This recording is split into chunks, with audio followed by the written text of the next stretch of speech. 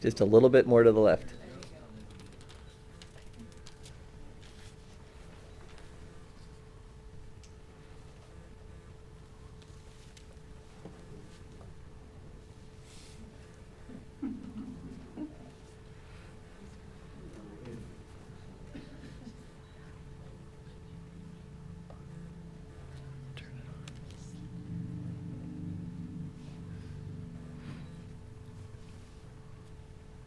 I apologize for depending on a written text, but I'm afraid if I had to think too much about what I was saying, I might not get through it. In the foreword to a Sand County Almanac, Aldo Leopold wrote, "There are some who can live without wild things, and some who cannot. These essays are the delights and dilemmas of one who cannot."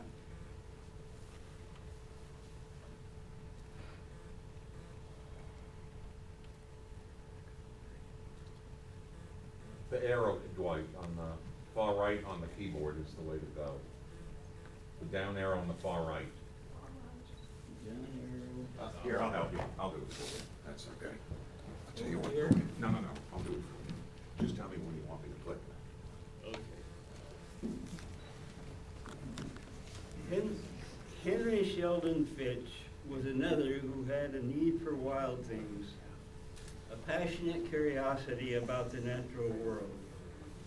Just weeks before his death, when he was essentially bedridden, Henry asked his daughter Alice if they couldn't find a local site where they could initiate a mark recapture study of Neurodia. When Henry was asked about the source of his interest in natural history, he said that interest was innate. He grew up on an apple pear ranch northwest of Medford, Oregon. He attended a one-room school with 8 grades and 1 teacher. But his education also took place when he wandered over the surrounding wild country in the foothills of the Siskiyou Mountains. He had a particular interest in reptiles and caught snakes when he was 5 years old. His interest in nature continued as he entered his teens and went to Medford High School. After graduation, he enrolled at the University of Oregon. He majored in zoology but was disappointed in his courses because the zoology department at that time was focused on preparing for medical professions.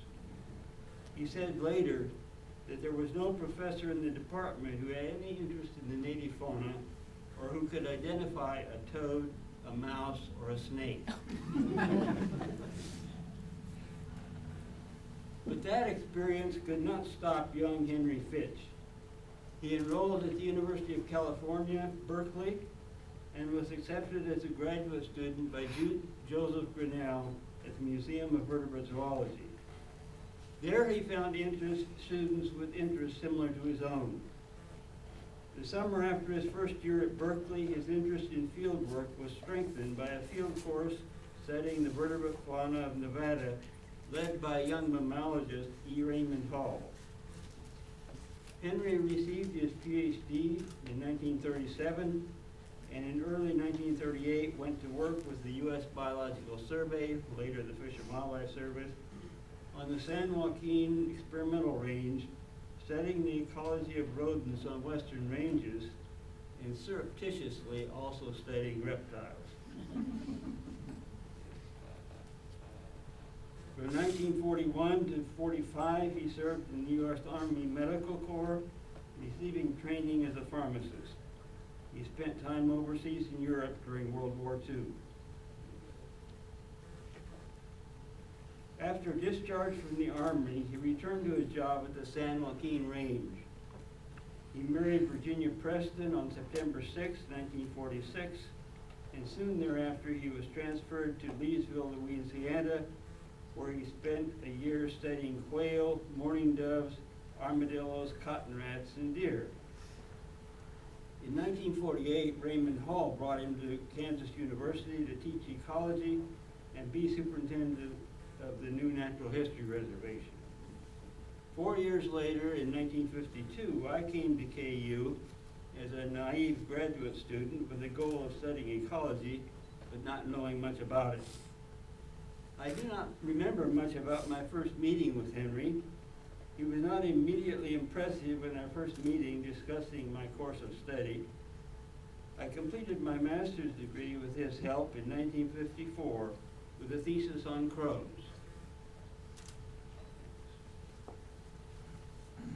This afternoon, I want to pay tribute to Henry Fitch for his enormous productivity in natural history research and the legacy of knowledge he has left us.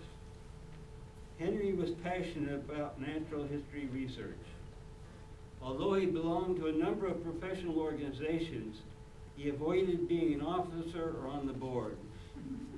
His daughter Alice wrote to me in this regard. He didn't like to be involved in anything that seemed even vaguely political, and he definitely would have been frustrated by such responsibilities that would have taken his time away from his research. In his first years at KU, he spent much time initiating studies of small mammals on the reservation, but he could not ignore his real interest in reptiles, especially snakes. No one was doing systematic ecological research on snakes, so he had to design a methodology. He designed a funnel trap for capturing snakes, which you can see here. From 1949 to 1956, he used these traps in the fall along rock outcrops where snakes came to hibernate. In 1957, he began trapping snakes in the summer using drift fences with these same traps. In November 1958, I received a letter from Henry asking if I would be interested in working on a project expanding the study of snakes to other sites in Kansas. He suggested I could get data for a dissertation from this project. I jumped at the opportunity and spent the next 5 years managing the snake study in Harvey and Chase counties. That was my initiation into herpetology. Later, he also developed the method of using shelters or covers from under which to capture snakes. Henry also developed the protocols for taking data on captured snakes and marking them by clipping subcaudal scales for individual recognition.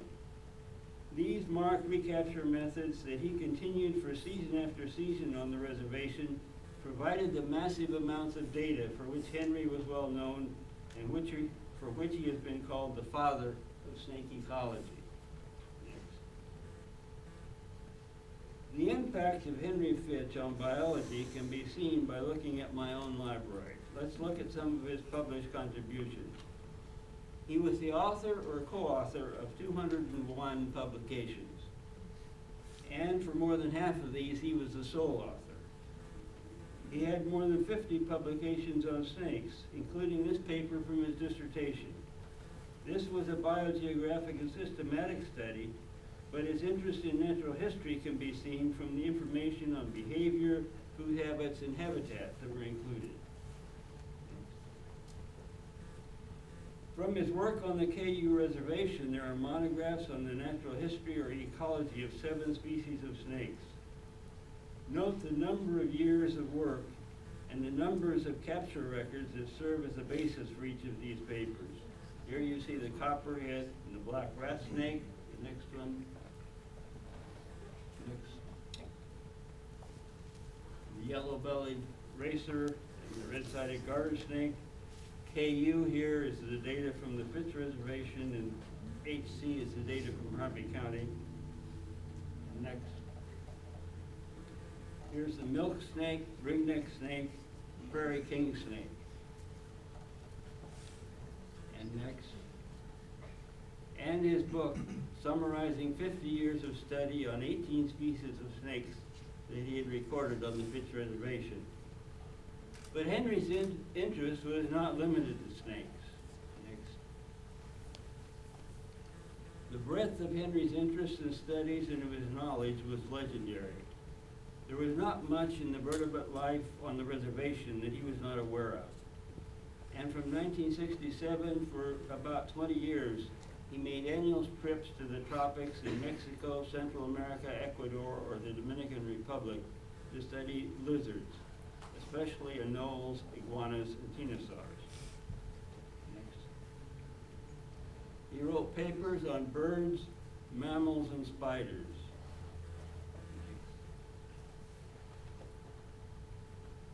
Collecting data rather than theorizing was Henry's forte, but he wrote a number of review papers summarizing information for reptiles and some other vertebrates on the reservation, on movements, temperature relationships, reproductive strategies, food resources, and more widely for reptiles, reproductive cycles in tropical reptiles, sexual size differences, ecological patterns of relative clutch mass and litter size.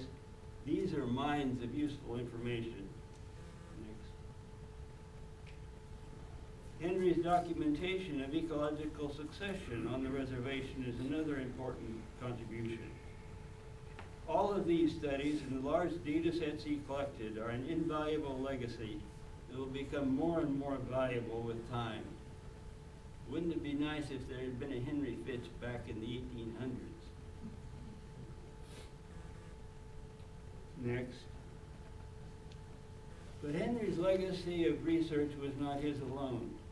He had a family team that supported him, and we need to at least mention their contributions. Next.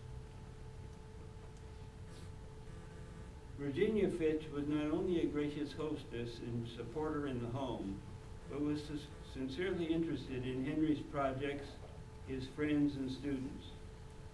She often accompanied him in the field and recorded data, and was a co-author of some papers.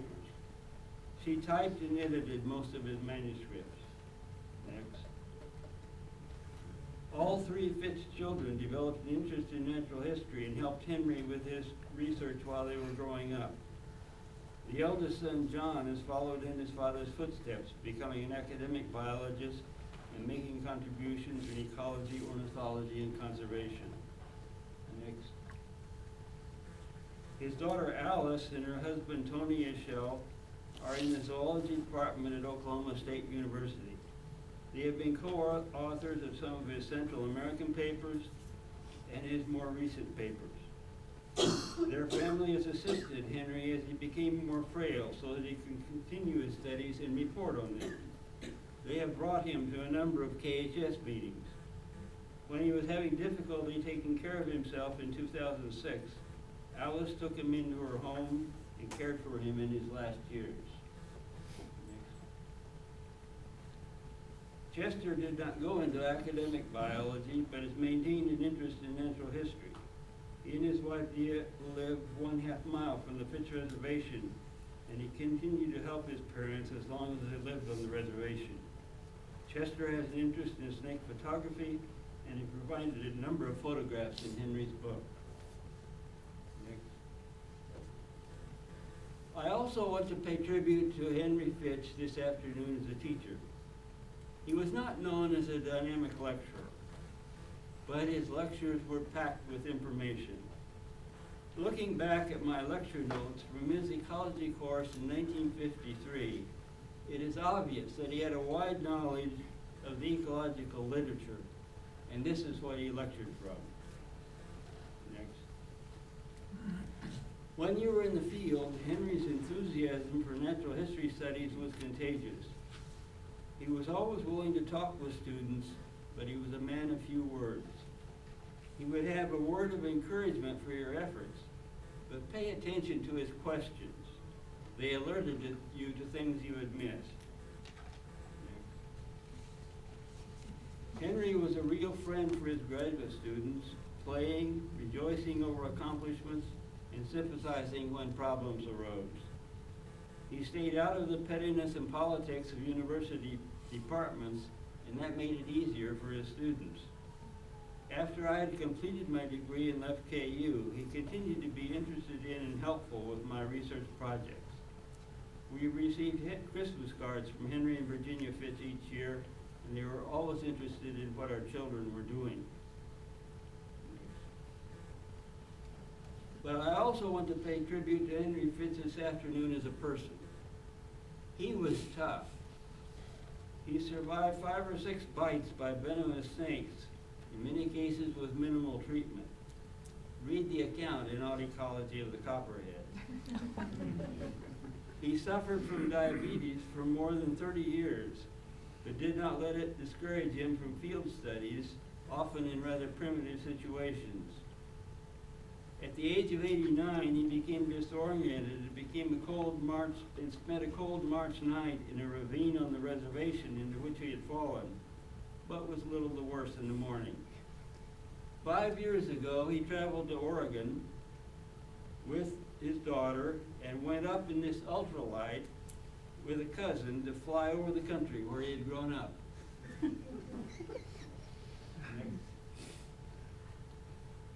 Henry was a devoted family man.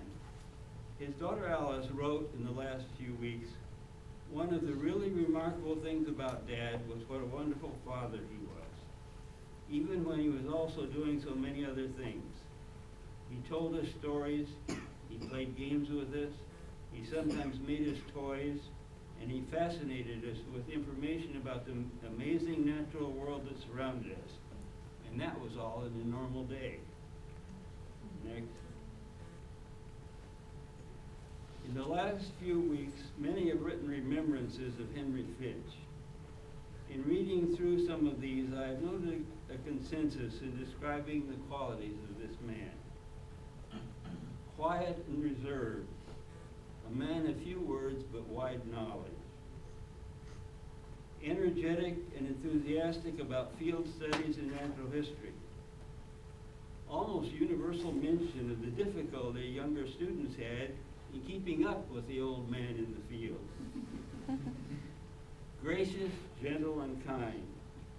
The gentle encourager of students and patient explainer to children and adults, and yet he had high standards of excellence. Next. Parsimonious, completing field studies with a minimum of expense. Modest and unassuming, not fighting to create his own academic empire, but very competitive in basketball. A stubborn confidence and determination, and I would add perseverance, and focus to learn as much as he could about the life on 1 square mile. How much poorer we would be today if Henry Fitch had spent only a few years on the Fitch Reservation and then gone on to do jobs with more prestige and higher pay. Next. There is sadness as we think about Henry and Virginia. We will miss them. We will miss their friendship. We will miss papers Henry continued to give at KHS meetings. We will miss his questions and continued encouragement about our projects. Next. But it is also a time for celebration. In 1995, Henry Fitch wrote to his daughter Alice, "If, when I was Lena's age, I could have had a Martin Luther King type dream about my future and the world I would like to see, it would have been about the same as the life I've actually had. Getting a PhD nearly 60 years ago, having a loving and supportive wife, children like you and John and Chester, and grandchildren like Tyson, Lena, and Ben, living on the reservation, teaching natural history, and doing research on reptiles, including anoles and pit vipers, and making 24 trips to 9 countries in the tropics for herpetological research have all been great experiences. A life only a few months short of 100 years with such satisfaction deserves celebration. So let us celebrate the long, productive life of Henry Fitch, a person who has touched almost everyone in this room in many ways, a student of natural history whose contributions include long-term studies of many species on a square mile in northeastern Kansas, and studies of tropical anoles and other lizards. A teacher of students many of whom continue the tradition of excellent ecological studies and a model for living and learning that we all could well emulate. Let us give a last standing ovation to Henry Fitch.